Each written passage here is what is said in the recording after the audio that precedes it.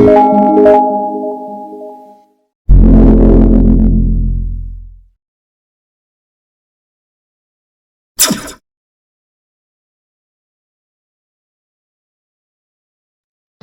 مقدس میں سے ہمارے لیے آج کی تلاوت مقدس متی کی انجیل، اس کا 9 باب، اس کی 9 تا 13 آیات مقدسہ تک۔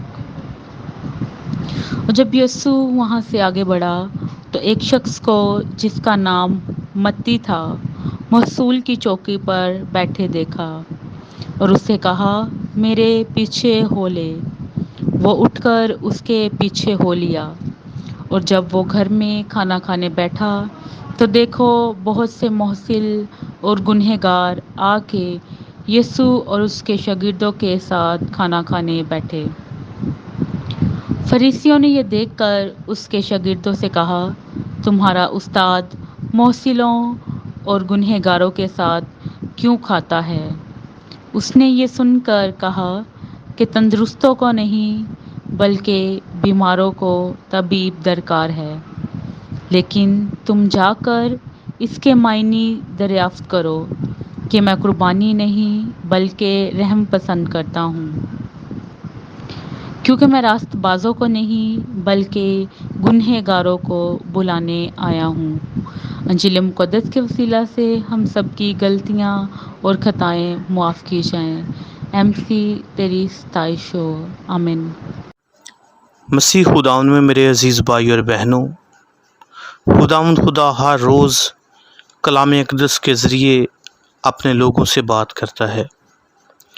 آج پھر خداوند خدا ہمیں موقع عطا کرتا ہے کہ ہم خداوند کے پاک کلام کو سن سکیں۔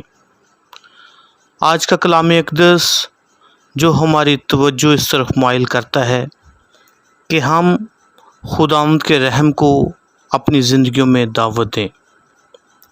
رحم کیا ہے؟ رحم ایک بہت بڑی خوبی اور صفت ہے جو تمام خوبیوں اور صفات سے بالاتر ہے۔ رحم خدا کے وجود اور تصاویر کو ظاہر کرتا ہے۔ رحم دوسروں کو زندگی مہیا کرتا ہے۔ رحم محبت کی ہی عکاسی کرتا ہے جو انجیل مقدس کا خلاصہ ہے۔ رحم صلح، سلامتی، امن، بھائی چارے کو وجود میں لاتا ہے۔ رحم دوسروں کی زندگی میں تبدیلی کا باعث بنتا ہے۔ آج کے لتوریہ کلام کا موضوع بھی یہی ہے، میں قربانی نہیں رحم پسند کرتا ہوں۔ آج کی پہلی تلاوت تکوین کی کتاب میں سے لی گئی ہے، جس میں ابراہیم اپنے نوکر کو اپنے اقربا میں بھیجتا ہے تاکہ اسحاق کے لیے بیوی لائے، اور وہ اپنے نوکر کو اس ایمان اور امید سے رخصت کرتا ہے کہ خداوند آسمان کا خدا جو مجھے میرے باپ کے گھر اور جائے پیدائش سے نکال لایا اور مجھ سے ہم کلام ہوا، اور جس نے قسم کھا کر مجھ سے کہا، میں تیری نسل کو یہ زمین دوں گا، وہ تیرے آگے آگے اپنا فرشتہ بھیجے گا کہ تو وہاں سے میرے بیٹے کے لیے بیوی لائے۔ اور آج کی انجیل مقدس میں خداوند یسوع مسیح فرماتے ہیں کہ تندرستوں کو نہیں بلکہ بیماروں کو طبیب درکار ہے۔ میں قربانی نہیں بلکہ رحم پسند کرتا ہوں، کیونکہ میں راست بازوں کو نہیں بلکہ گناہ گاروں کو بلانے آیا ہوں۔ آج پوری دنیا میں فارگیونس ڈے منایا جا رہا ہے۔ خدا ہمیں یہ توفیق عطا کرے کہ ہم ایک دوسرے کی غلطیوں کو معاف کر کے محبت کا تحفہ ایک دوسرے کی نظر کریں۔ خدا رحیم اور مہربان ہے، وہ اپنی رحمت اور شفقت ہر روز ہم پر ظاہر کرتا ہے۔ یہ اس کی رحمت اور شفقت ہی ہے کہ اس نے اپنے اکلوتے بیٹے کو اس دنیا میں بھیجا کہ وہ ہمارے گناہوں کا کفارہ دے اور ہمیں ہمیشہ کی زندگی کا وارث بنائے۔ لیکن خدا چاہتا ہے کہ ہم اس کے منصوبوں میں برابر کے شریک ہوں۔ جس طرح وہ ہم سے محبت کرتا ہے ہم بھی اپنے ہم جنس انسانوں سے محبت کریں۔ جس طرح وہ ہم پر رحم کرتا ہے ہم بھی دوسروں پر رحم کریں، تاکہ دنیا میں افراتفری ختم ہو اور ہر سو امن اور محبت پھیل جائے۔ میں قربانی نہیں رحم پسند کرتا ہوں۔ مسیح خداوند اپنے پہاڑی واعظ میں، جسے نئے عہد نامہ کی شریعت بھی کہا جاتا ہے، مبارکبادیاں دیتے ہوئے فرماتے ہیں، مبارک ہیں وہ جو رحم دل ہیں، کیونکہ ان پر رحم کیا جائے گا۔ اس میں کوئی شک نہیں، خدا رحیم ہے اور ہم پر رحم کرتا ہے، لیکن وہ چاہتا ہے کہ ہم بھی ایک دوسرے پر رحم کریں۔ یاد رکھیں کہ اگر ہم دوسروں پر رحم کرتے ہیں تو ہم پر بھی رحم کیا جاتا ہے۔ اگر ہم دوسروں کو معاف نہیں کرتے تو ہمیں بھی معاف نہیں کیا جائے گا۔ مقدس متی کی انجیل اس کے 18ویں باب میں جب ہم اس باب کا مطالعہ کرتے ہیں تو ہمیں معافی کا درس ملتا ہے۔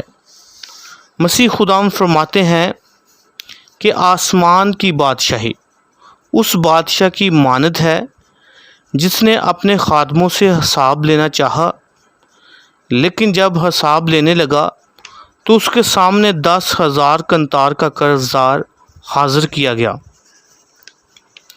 چونکہ اس کے پاس ادا کرنے کو کچھ نہ تھا، اس لیے اس کے آقا نے حکم دیا کہ یہ اور اس کی بیوی اور بال بچے اور سب کچھ بیچ دیا جائے اور قرض وصول کیا جائے۔